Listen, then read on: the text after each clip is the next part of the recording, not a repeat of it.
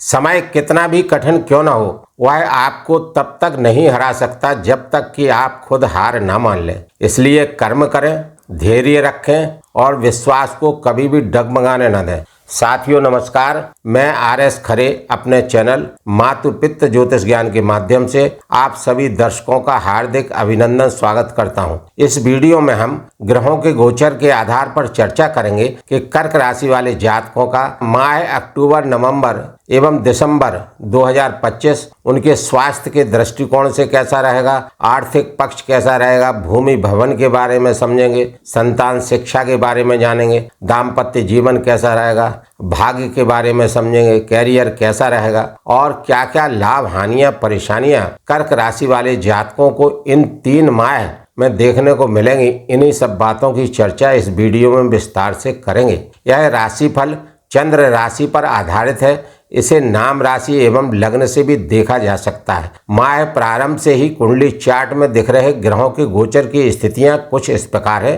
कर्क राशि के तृतीय भाव में कन्या राशि में सूर्यदेव, बुधदेव गोचर कर रहे हैं। चतुर्थ भाव में तुला राशि में मंगलदेव का गोचर हो रहा है। अष्टम भाव कुंभ राशि में राहु देव गोचर कर रहे हैं और भाग्य भाव मीन राशि में शनिदेव महाराज का गोचर हो रहा है और द्वादश भाव मिथुन राशि में देवगुरु बृहस्पति गोचर कर रहे हैं और कर्क राशि वाले जातकों के द्वितीय भाव में सिंह राशि में शुक्रदेव और केतु का गोचर हो रहा है। इन ग्रहों के गोचरीय प्रभाव एवं राशि परिवर्तन से कर्क राशि वाले जातकों के ये 3 माह कैसे रहेंगे, यहाँ पर इसी को समझने का प्रयास करते हैं। कर्क राशि के राशिपति लग्नाधिपति चंद्रदेव हैं और चंद्रदेव अक्टूबर माह के प्रारंभ में 6वें और 7वें भाव में गोचर कर रहे हैं। 6वें भाव में गोचर करते हुए बेहद शुभ फलों की प्राप्ति जातकों को कराते रहेंगे। कर्क राशि वाले जातकों का स्वास्थ्य अच्छा रहेगा, धन लाभ प्राप्त होंगे, शत्रुओं पर विजय होगी,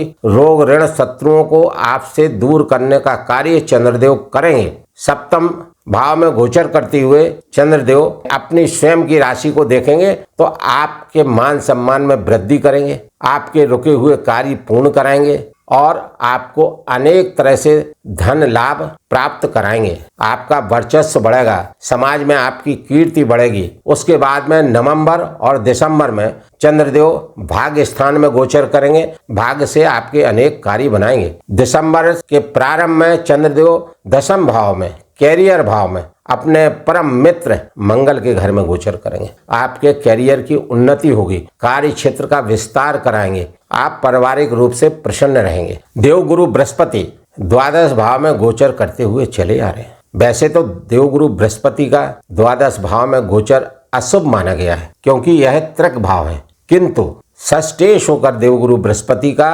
द्वादश भाव में गोचर होना यानी हर्ष विपरीत राजयोग का बनना। यहाँ पर हर्ष विपरीत राजयोग देवगुरु बृहस्पति बना रहे हैं जिससे शत्रुओं पर विजय प्राप्त कर सकेंगे। यदि स्वास्थ्य संबंधी समस्या है तो उसमें सुधार देखने को मिलेगा। यदि कर्जा है तो धीरे धीरे कर्जा चुकेगा। आप विपरीत परिस्थितियों से जूझ पाएंगे, विपरीत संघर्षों से उभर के ऊपर आएंगे। यहाँ पर देवगुरु बृहस्पति का विपरीत राजयोग विपरीत परिस्थितियों से आपको बाहर निकालने का कार्य करेगा। चूंकि देवगुरु बृहस्पति अतिचारी हैं, अतिचारी होने की वजह से यह 19 अक्टूबर 2025 से द्वादश भाव से राशि परिवर्तन करके कर्क राशि में आ जाएंगे, आपकी राशि में आ जाएंगे। तो यहाँ पर देवगुरु बृहस्पति केंद्र में गोचर करेंगे और देवगुरु बृहस्पति का केंद्र में गोचर बेहद शुभ माना गया है। किम कुर्वन्ति ग्रह सर्वे यश केंद्रे बृहस्पति। यदि जन्म कुंडली में केंद्र में देवगुरु बृहस्पति की स्थिति है या गोचर कुंडली में देवगुरु बृहस्पति केंद्र में स्थित रहते हुए गोचर कर रहे हैं तो जातक को विशेष शुभ फलों की प्राप्ति कराते हैं। ज्योतिष में यहाँ तक भी कहा गया है कि यदि देवगुरु बृहस्पति केंद्र में गोचर कर रहे हैं और गोचर कुंडली में अन्य ग्रह अशुभ घरों में बैठे हों, अशुभता भी लिए बैठे हों, तो जातक का कुछ भी नुकसान नहीं कर पाते। क्योंकि यहाँ पर कर्क राशि में देवगुरु बृहस्पति उच्चस्थ स्थिति में होते हैं, तो उच्च के होकर यहाँ पर बैठे हैं तो और अच्छी स्थिति है। आपका मान बढ़ाएंगे, आपका सम्मान बढ़ेगा, आपका स्वास्थ्य अच्छा रहेगा, आपका समाज में सम्मान होगा, धन के लाभ होंगे और पुराने रुके हुए कार्य पूर्ण होंगे, पुरानी परेशानियों से मुक्ति मिलेगी। यह बेहद सुंदर समय है कर्क राशि कर्क लग्न वाले जातकों के लिए। यहाँ पर गोचर करते हुए देवगुरु बृहस्पति पंचम दृष्टि से संतान भाव को देखेंगे, तो संतान की पढ़ाई अच्छी रहेगी, संतान की शिक्षा अच्छी रहेगी। जो लोग प्रेम प्रसंग में हैं उनके प्रेम संबंध मधुर बने रहेंगे। जो लोग राजनीतिक कार्यों से जुड़े हुए हैं उन्हें राजनीतिक कार्यों में बेहद सफलता देखने को मिलेगी। कोई मनोकामनाएं पूर्व में रह गई थी वह पूर्ण होंगी, इसमें किंचित मात्र भी संदेह नहीं है। तो कुल मिलाकर देवगुरु बृहस्पति की पंचम दृष्टि बेहद शुभ है। सप्तम दृष्टि देवगुरु बृहस्पति की दाम्पत्य जीवन भाव पर है, तो दाम्पत्य जीवन में उन्नति देंगे। वैवाहिक जीवन सुखी रहेगा, पार्टनरशिप के कार्यों से लाभ मिलेगा, दैनिक रोजगार में धन लाभ प्राप्त होंगे, क्योंकि देवगुरु बृहस्पति की दृष्टियां अमृत तुल्य होती हैं। जिन जिन भावों पर देवगुरु बृहस्पति दृष्टिपात करते हैं उन भावों के कारकों से जातक को बेहद शुभ फलों की प्राप्ति कराते रहते हैं। देवगुरु बृहस्पति की नवम दृष्टि भाग्य स्थान पर, और भाग्य स्थान के स्वामी स्वयं देवगुरु बृहस्पति, बेहद शानदार संयोग बना हुआ है। भाग्येश होकर देवगुरु बृहस्पति का लग्न में गोचर होना, आपकी राशि में गोचर होना और नवम दृष्टि से अपने भाग्य भाव को देखना, यानी भाग्य की प्रबलता रहेगी। भाग्य से आपके अनेकों कार्य बनेंगे, धार्मिक यात्राएं हो सकती हैं, धार्मिक कार्य हो सकते हैं, जिससे आपको कार्य क्षेत्र में उन्नति देखने को मिलेगी। मैं अपने प्रिय दर्शकों से विनम्र निवेदन करता हूं कि इस वीडियो में मेरे द्वारा अब तक दी गई जानकारी अच्छी लगी हो तो कमेंट्स में जय श्री राम, जय श्री हनुमान लिखना ना भूलें। साथ ही चैनल को लाइक, सब्सक्राइब एवं शेयर करना भी न भूलें। कर्क राशि वाले जातकों के द्वितीय भाव के स्वामी सूर्यदेव हैं और सूर्यदेव तृतीय भाव में गोचर कर रहे हैं। बेहद शानदार स्थिति बनी हुई है सूर्यदेव की। तृतीय भाव में जब भी सूर्यदेव गोचर करते हैं तो बेहद शुभ फलों की प्राप्ति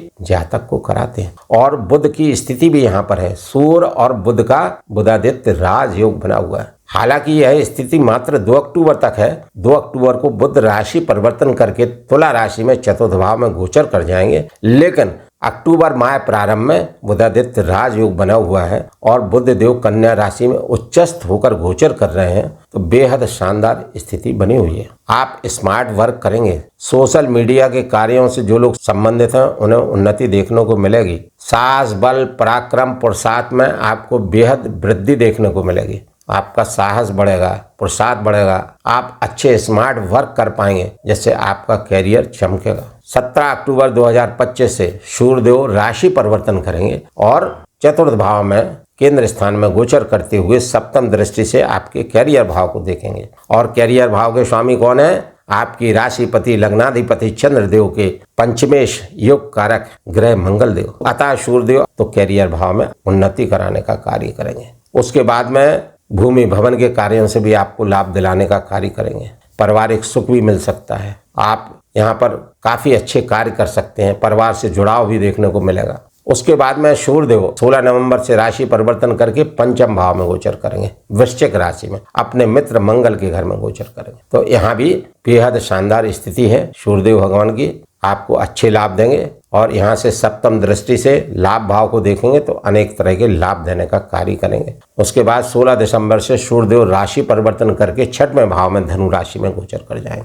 तो छठवें भाव में सूर्यदेव बेहद शानदार फल देने का कार्य करेंगे, क्योंकि छठवें भाव में है तो रोग, ऋण, शत्रुओं का सफाया करेंगे। स्वास्थ्य संबंधी जो भी परेशानियां होंगी उनमें आपको लाभ मिलेगा, शत्रु परास्त होंगे और कर्जा होगा तो वो चुकने लगेगा। कुल मिलाकर सूर्यदेव का लगभग तीनों माह अक्टूबर, नवंबर एवं दिसंबर में गोचर काफी अच्छा बना हुआ है। मंगल देव आपकी राशिपति लग्नाधिपति चंद्रदेव के पंचमेश दशमेश होकर योग कारक ग्रह, पंचम भाव के भी स्वामी हैं मंगल देव और 10वें भाव के भी स्वामी हैं, और अक्टूबर माह में तुला राशि में गोचर करते हुए चले आ रहे हैं। यहाँ पर केंद्र स्थान में गोचर हो रहा है और चतुर्थ दृष्टि से मंगल देव आपके दाम्पत्य जीवन भाव को देखेंगे, रोजगार भाव को देखेंगे। ये दैनिक रोजगार का भाव है, ये पार्टनरशिप का भाव है, ये दशम से दशम कैरियर भाव भी है। तो मंगल देव की चतुर्थ दृष्टि 7th हाउस पर रहेगी और मकर राशि मंगल की उच्च राशि है, अतः चतुर्थ दृष्टि मंगल देव अपनी उच्च राशि पर रखेंगे, जिससे सप्तम भाव के कारकों से आपको उन्नति देखने को मिलेगी। सप्तम दृष्टि मंगल देव की आपके कैरियर भाव पर, और कैरियर भाव के स्वामी स्वयं मंगल देव हैं, और यह मंगल देव की मूल त्रिकोण राशि है, मेष राशि है। यहाँ पर सप्तम दृष्टि से मंगल देव दृष्टिपात करते हुए बेहद शुभ फलों की प्राप्ति जातक को कराएंगे, क्योंकि यहाँ पर उच्च स्तरीय के फल देने का कार्य मंगल देव करेंगे। भूमि भवन के कार्यों से बेहद लाभ होगा। जो लोग रियल एस्टेट के कार्य कर रहे हैं उनके कैरियर में बेहद उन्नति देखने को मिलेगी। 17 अक्टूबर से सूर्यदेव की भी सप्तम दृष्टि कैरियर भाव पर है, जैसा मैंने पूर्व में बताया। तो शासन से आपको बेहद लाभ दिलाने का कार्य सूर्यदेव और मंगल देव करेंगे। कुल मिलाकर मंगल देव का गोचर तुला राशि में बेहद शानदार बना हुआ है। फिर मंगल देव पंचम भाव में गोचर करेंगे 27 अक्टूबर से, तो यहाँ भी अच्छे फल देंगे, क्योंकि स्वराष्ट्रस्थ हो जाएंगे, अपनी खुद की राशि में गोचर करेंगे। त्रिकोण भाव है, शुभ भाव है, तो यहाँ भी मंगल देव योग कारक होने की वजह से शुभ फल देने का कार्य करेंगे। और मंगल देव की यहाँ पर सप्तम दृष्टि लाभ भाव पर, तो अनेक तरह से लाभ देने का कार्य मंगल देव करेंगे। कैरियर से आपको बेहद धन लाभ प्राप्त होंगे। फिर मंगल देव यहाँ पर 7 दिसंबर से धनु राशि में आ जाएंगे, 6वें भाव में आ जाएंगे, तो बेहद शुभ फलों की प्राप्ति आपको मंगल देव कराएंगे। तो मंगल देव की स्थिति बेहद शानदार बनी हुई है। शनि देव महाराज सप्तमेश अष्टमेश होकर नवम भाव भाग भाव में गोचर कर रहे हैं, और शनिदेव स्थान बली होते हैं। जिस भाव में गोचर करते हैं उस भाव की उन्नति कराने का कार्य करते हैं। हालांकि शनिदेव महाराज कर्क राशि वाले, कर्क लग्न वाले जातकों के लिए मारक हैं, तो यहाँ पर आपको शनिदेव के उपाय करना पड़ेंगे। और वर्तमान में बकरी भी चल रहे हैं, तो 28 नवंबर तक शनिदेव जब तक बकरी रहेंगे तब तक आपको विशेष सावधानी रखने की जरूरत रहेगी। सप्तम अष्टम भाव के कारकों से आपको परेशानी न दें, उसके लिए आपको शनिदेव महाराज के उपाय करना पड़ेंगे, जो वीडियो के अंत में बताएंगे। और सप्तम भाव दशम से दशम है, कैरियर भाव है, और शनिदेव महाराज कर्म, न्याय और अनुशासन के कारक ग्रह हैं। यदि आप हार्ड वर्क करते रहे, नियम पूर्वक कार्य करते रहे, अनैतिक कार्यों से बचे रहे और नंबर 2 के कार्यों से बचे रहे, इसके अलावा आप सात्विक विचारधारा रखे रहे, सात्विक आहार का सेवन करते रहे, सात्विक प्रवृत्ति रखी, और गरीब मजदूर वर्गों का किसी न किसी रूप में ध्यान रखा, तो आप यकीन मानिए शनिदेव महाराज मारक होते हुए भी आपको अशुभ फल नहीं दे पाएंगे। फिर भी शनिदेव महाराज मारक हैं और सप्तम अष्टम भाव के स्वामी हैं और बकरी हैं, तो शनिदेव महाराज के उपाय करना पड़ेंगे और शनिदेव महाराज के बताए हुए रास्ते पर चलना पड़ेगा। राहु देव अष्टम भाव में गोचर कर रहे हैं, और कर्क राशि कर्क लगने के लिए राहु देव अशुभ ग्रह, शत्रु ग्रह, और अष्टम भाव में गोचर कर रहे हैं, और अपने मित्र शनिदेव के घर में गोचर कर रहे हैं, और शनिदेव कर्क राशि कर्क लगने के लिए मारक ग्रह। अतः आपको राहु के भी उपाय करना पड़ेंगे, क्योंकि शनि और राहु देव के इष्ट देव शिव जी हैं, शंकर जी हैं।